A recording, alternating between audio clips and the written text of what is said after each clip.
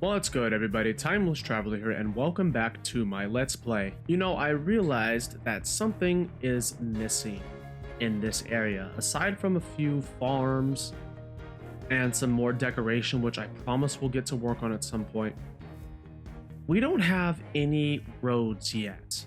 And remember, I was talking about how I wanted massive wheat fields, you know, kind of outside of the pathways, and we can't do any of that until we have actual paths set up. We need a path coming from that entrance to the starter house right there. We need it to connect all the way to the mine house. We need it to go over to that cliff face over there. We need to put a bridge all the way over here in order to have a much more practical way of getting over to our farms. And then from there, we need to take that pathway and head all the way over here towards the north, because we have that deep slate mine over there. We have some amethyst clusters as well in the area. And this whole area will just look so much better, I think, with some official roads going all the way over there to the mines and to wherever else we decide to adventure, wherever we set up a farm, if we change locations to build our mega base. We need some real pathways. And in addition to that, we also need a nice, safe, conventional path for our amazing animals to ride through.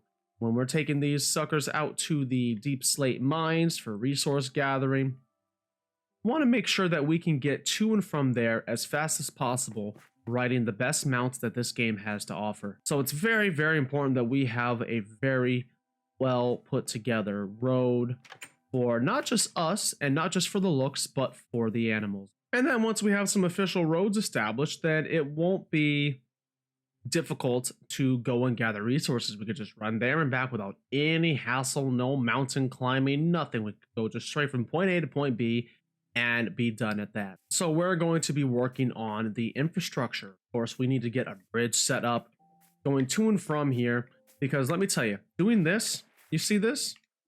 You see all this jumping I have to do? You see how it hurts the eyes? It definitely hurts the legs, having to do all this jumping.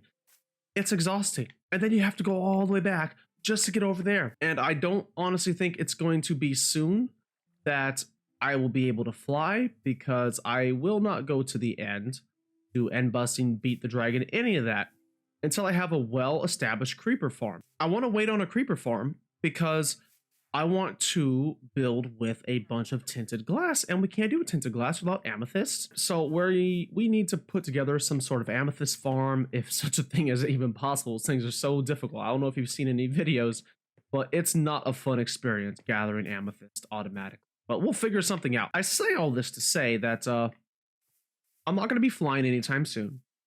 I want to use tinted glass for the farms that will allow me to fly, but I want to be able to get to those farms with more relative ease. So that is why infrastructure is such an important thing to work on. Oh, I forgot to mention, we also have a bit of a problem on the Iron Village with these new goats.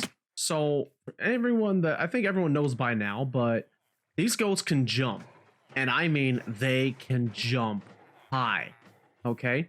Now they can actually get from here and jump all the way up to the top right here, and then from here they can jump right over there on the ledge, and sometimes they actually jump into the collection chamber, which is nothing but flowing water, which they can't jump out of. And then of course eventually there's no other way out. They just kind of fall in here and get cooked to death. So it's kind of sad. So I want to try to put some way to block these goats from going up. We'll make the rail a little bit higher when we get to that point. But let's start to work on the bridge. Now, while I'm not a professional builder, I'm nowhere near to the skill level of like B-Dubs or Jaracraft or Grian or Scar. I try to watch them all as much as I can for inspiration, and a bunch of other videos and tips and tricks on how to build better, how to detail, and taking that into consideration, I think after doing this in creative mode, I've come up with a very nice looking design which actually brings me into a bit of advice for anyone that wants to build something that they may not have done before and they may be a little unsure as to how to approach it. Well, you'll hear me say a lot in my creative world testing it. And a lot of other people do the same thing. They will be in a creative world testing out their worlds or testing out their builds before they actually do it in their survival. And I know it feels like it takes a bunch of extra time, but believe me when I say testing out what you want to do in a creative copy first really is the best way to go about things. Unless you are very, very experienced in building and you already know exactly how it's going to look and you don't need to practice at all.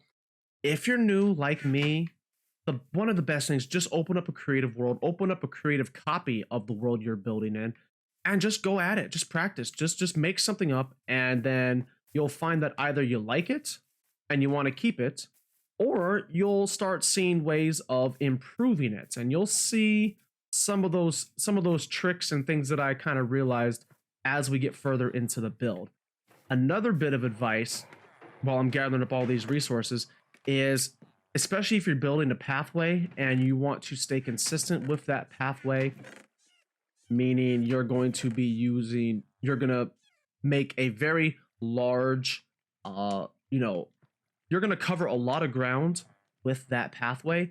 Make sure that you're using a resource that is very easily replaceable. For example, I'm not building with iron blocks. I just need lots of anvils. So I'm taking a bunch of iron because you need those for anvils, but it's very easily replaceable.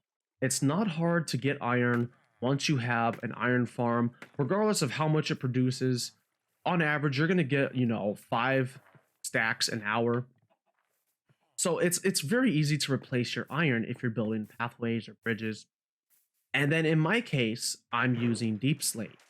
Now, while it is a little bit harder to mine because it takes longer to mine, I mean, especially if you're in a brand new world, everywhere underground has deep slate. So you don't have to do much in order to obtain deep slate. You just have to spend a little bit more time mining it. Another bit of advice before you start a big building project is make sure you have all of your resources ready. You'll see that I'm gathering them up right now and just, consolidating them and getting them all the way over there into the build chest. Essentially, you're going to save time in making sure all your resources are right there before you actually start the project. And probably one of the most important tips and things to keep in mind before you begin a build that you are a little unsure about or have never done before, take pictures.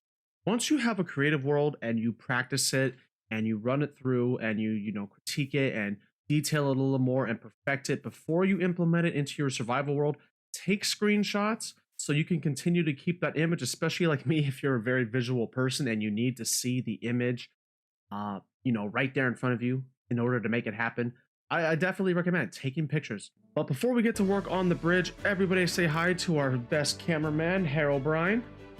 They will be recording the time lapse for us so we can see it from a different angle. And then after the time lapse, we're going to take in some of the things that I considered, and we're going to also add in some other tips and tricks that will kind of help give you an idea on how to build bridges if you are struggling like I was.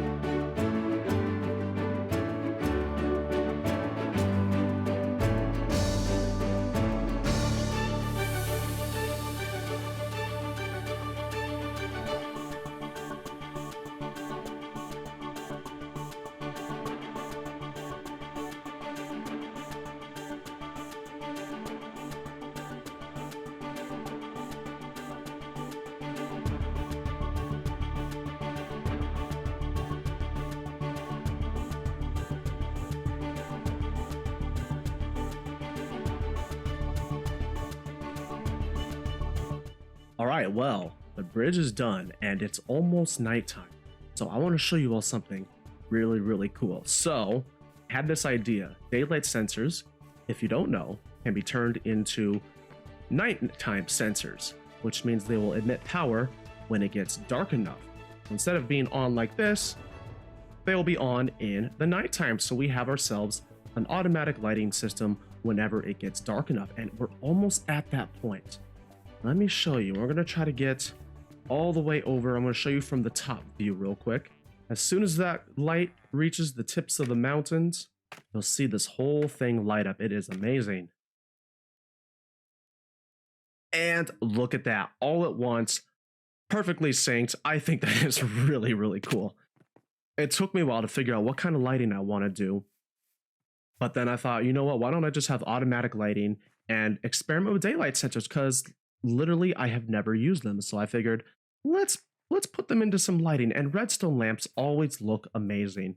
Let's go ahead and break down this build process for anybody that is wondering. I mean, you saw the time lapse, you know, how we set things up. I started off with the pillars, and much like my house and how I kind of kept things organized for myself, I did it in a grid-like fashion. You'll notice everything is symmetrical. We have a space of 5 in between, and then we have the pillars. A space of 5, and then we have the pillar. And we just repeat that pattern over and over. And then once we have the walls, I decided it looked a little stiff and incomplete. So when I was in my creative testing world, I was like, you know, we need arches.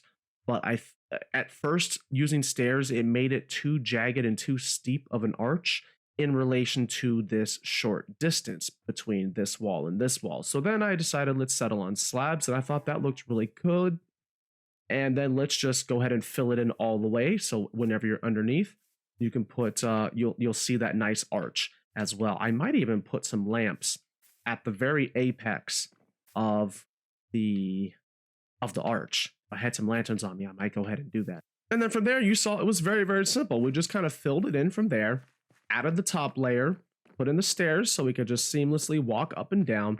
And then I got really intrigued by Grian's mansion. For anyone that has seen Hermitcraft Season 7, Grian had this incredible, massive mansion, and he was using anvils as guardrails, which I never even heard of. So I thought, you know what? I wonder if this is the time to try that out, because it's a very similar color.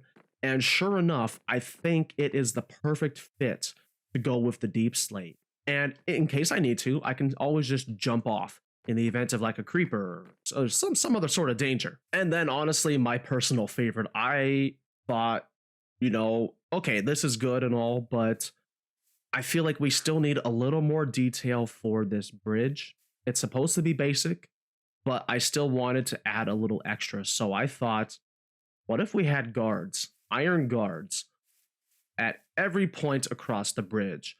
That would look pretty cool, wouldn't it? So then I tried it in creative. And, well, we have ourselves about 1, 2, 20, 10 on each side, 20 iron guards. And we have iron guards here with the iron swords.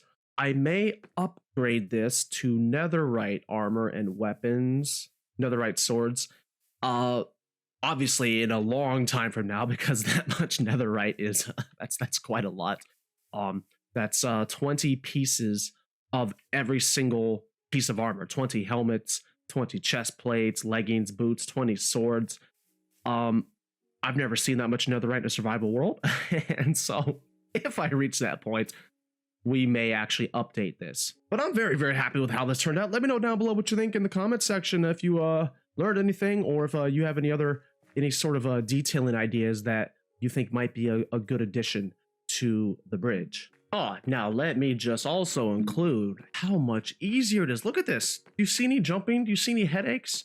Do you hear any fall damage that I'm taking? No, there is absolutely none, because we have a very nice, smooth, seamless bridge for us to traverse across. Now we can go ahead and get started on the main road. But first, take a look at this new, updated, beautiful green grass. So I decided that maybe I should add in some resource packs from the Bedrock Tweaks website. And they actually have a new texture pack where all grass is lush and bright green like you would find in the mushroom biomes. So it's just, look at this, even the leaves, look at the tree right here, look at this, look how bright and vibrant everything is. Oh, it is so incredible. It is such an amazing look. And then we also got the trapdoors, the glass trapdoors and doors in there as well. We got a few different changes to some of the textures just to make things look a little different. Oh, I am just loving this beautiful green grass. I think it's really gonna make this new pathway stand out. And on the topic of the pathway, we still have a bunch of resource to gather. So I'm gonna go ahead and do a massive mining session, gather up all the stone, and then we will go ahead and get into the pathway. Now we have ourselves about a double chest and so of the cobblestone and stone. This might be enough. We might actually have to go get more stone, but we should definitely have enough cobblestone. So this build is actually very, very simple. This pathway, for anyone that's working on a pathway, you know, follow the rule, keep it simple. Keep it simple. And then once you're happy with it, go ahead and change things up from there. Add a little bit more detail, texture. We actually need, not a lot, but we are going to need a touch of cobblestone. Okay. So here's a couple things. So we're only using what? 3 different blocks for this. We're using the cobblestone stairs, we're using the stone slabs, and we're going to be using the cobblestone bricks. So if we go ahead and we just start digging out right about here, I'm going to show you the basic idea of what this pathway is going to look like. Okay, so we're going to just go ahead and place some stairs right here. And then we're going to just bring that around like this. Of course, we're going to do the same thing on the other side. I'll show you why we're putting the stairs here. It's not just for looks. Let's we'll take care of that in a bit. So just gonna make sure I got the curve right, because it's very important when you do pathways and when you turn them that it blends in well with the path. And then we have to do the other side just like this. Good. Now keep in mind, this is what it will look like whenever we have like an intersection. Currently we have the path cutting in 3 different directions. So this is what we're going to do. This is the piece that we're going to use for the center. And then to prevent mobs from spawning, go ahead and put some slabs down. These are actually the bottom slabs. Mobs will not spawn on bottom slabs, making your roads a little bit safer. Very important if you are building a road that goes on for as long as mine is, or even further than that. Okay, let's get a better view of this. So here's where we're at right now. And so you kind of get the idea. It's literally just inverted stairs opened out towards the sides with nice bits of stone brick slab going all the way across, and that's going to be our pathway. And that is really it. Now, let me get you in on a little secret as to why we have the stairs set up the way we do. So let me get out. I'll show you a couple classified tricks. I really like doing this with stairs. I don't do it that often, so we're going to see a little bit more of this. So let me first, we need some infinite water, because you can't make infinite water sources when you flood stairs for some reason. Hopefully one of these days we could do that. But let me show you what happens here. So we're just going to literally take this. This is what's going to make this project the most tedious. This is what's going to take forever. I could build all these, put down all these slabs, all these stairs, no problem. What's really going to bother me is for about 800 plus blocks, I'm going to have to do this 2 times, 1 on each side. But the end result is going to look so amazing. Let me show you. And look at that. Doesn't that just look amazing? Now picture these channels of water going all the way down to whatever direction we end up going. We're going to connect this up all the way up here to the bridge, and we just have these nice little channels of water, kind of like it's a what is a aqueduct irrigation system. I think it's going to look really, really cool. It already does pretty well so far, and just as I suspected, with this new texture, this new retexturing to the green grass, it definitely helps contrast the gray of the stone brick and helps liven up the blue of the water, I think. But oh man, bucket by bucket, every single block was a bucket of water placed. I don't know if I can do this, team. I realize, what if I just do something like this, right? If I just, before I actually carve out the middle piece of the pathway of the roads, what if I just empty these out? And then what we could do is I could either get some ice, or I could do what I'm doing right now, because this seems to be working. Okay. And then, oh, why didn't I think of this sooner? I was really gonna do every single piece, but oh, okay. Well, we found a way to save time. We're gonna finish this up. I don't have to worry. I don't have to do bucket by bucket. So we're gonna keep going with this. So this is, like I said, this is the exact same pattern. And then things are gonna get a little different when we get up to the up right around here, because obviously we got to do a bit of elevation gain to reach the bridge. All right, let's test out this new pathway, and it's nighttime, so everything is lit up. It is looking amazing with this beautiful, beautiful extra green, luscious texture. We got the nice pathway here. So you see for the stairs, I just kind of did slab and then worked my way up. I cut off the water channels, put some lanterns right here. Very, very basic, but it looks very good. I think it blends well. It mixes into the bridge pretty well, I think. And then, you know, with the slabs, like I mentioned, the bottom slabs, we have it mob proofed. So picture this pathway going all the way around the world. Let me show you real quick from a higher vantage point. And just look at the view from here. These lanterns automatically turning on when the evening hits, and it just lights up the bridge. And we may do something like that for the road. I may have a constant lit source for the road. It might be cheaper because, well, I mean, like I said, we're going hundreds and hundreds of blocks that way. Now, we're not going to finish the pathway today. I might finish it off, you know, in between episodes. I just want to try to get a bit of an idea out, a bit of a visual for all of you to kind of see, as well as if you wanted to figure out how to do a pathway, maybe this will help inspire you with an idea of your own.